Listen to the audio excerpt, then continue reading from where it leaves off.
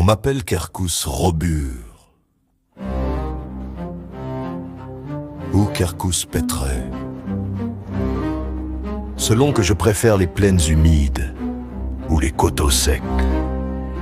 J'ai germé il y a plus de 400 ans d'un gland, oublié par un écureuil distrait. Ma racine pivotante s'est enfoncée profondément dans la terre, cherchant l'eau et la stabilité, tandis que mon tronc s'élevait lentement. Année après année, vers la lumière. J'ai connu 150 printemps avant d'avoir une couronne digne de ce nom. Aujourd'hui, je mesure plus de 30 mètres et mon tronc fait près de 4 mètres de circonférence. Je suis patience faite bois.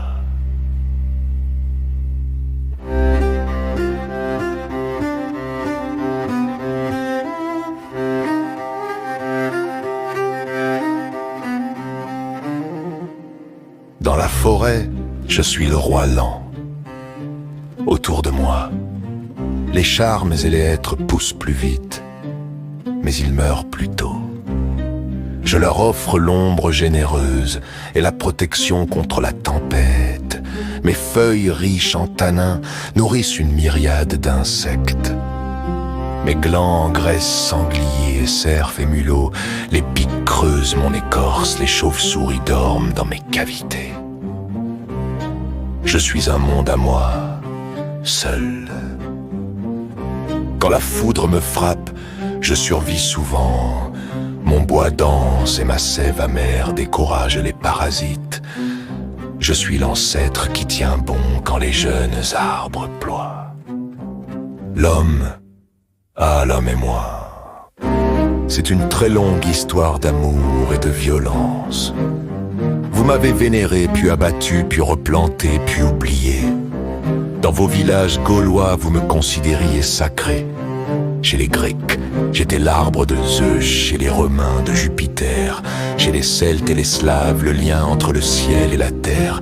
Mes branches attiraient la foudre, mes glands étaient symboles de fertilité. Vous avez taillé mes descendants pour faire les charpentes de vos cathédrales, les coques de vos navires, la grande hermine de Jacques Cartier. La Victory de Nelson et les tonneaux vieillit votre vin. Vous m'avez aimé pour ma force, puis coupé pour cette même force. Aujourd'hui encore, certains me plantent dans leur parc pour que leurs arrière-petits-enfants puissent s'asseoir à mon ombre. Dans vos mythes, je suis le résistant. Le chêne de Dodone rendait des oracles par le bruissement de ses feuilles. Le roi Arthur trouvait Excalibur près d'un chêne, Saint-Louis tenait conseil sous mon feuillage. Et pourtant, même les dieux savent que je peux tomber. Quand l'orage est trop violent, même Jupiter abat son propre arbre. Jean de La Fontaine, ce fin observateur, m'a donné la parole dans le chêne et le roseau. Il m'a fait orgueilleux, sûr de ma robustesse, jusqu'à ce que le vent du nord me déracine. Il avait raison sur un point, ma fierté peut être ma perte. Mais il se trompait sur un autre. Je ne méprise pas le roseau. Je sais que la souplesse est parfois plus sage que la rigidité. J'ai appris en 4 siècles que les tempêtes passent et que les roseaux, eux, dansent. Et quel conseil vous donnerais-je, vous les hommes pressés?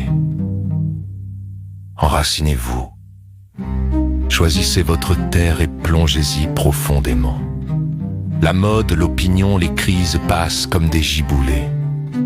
Celui qui change de direction à chaque vent finit par ne jamais pousser droit. Prenez votre temps, la grandeur ne se mesure pas en années.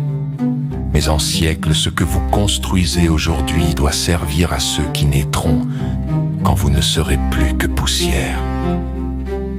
Soyez généreux de votre ombre, un grand arbre ne garde pas sa couronne pour lui seul. Il abrite, il nourrit, il protège. Acceptez les blessures, les éclairs, les haches, les champignons. Je porte encore les cicatrices de tous les orages. Elles font partie de mon écorce et de ma force. Mais surtout, rappelez-vous que la véritable puissance n'est pas de ne jamais plier, mais de savoir quand plier sans rompre et de toujours repartir vers le haut. Je suis là, immobile en apparence, et pourtant je grandis encore. Écoutez le vent dans mes feuilles, il raconte l'histoire de la terre bien mieux que vos livres. Je suis le chêne,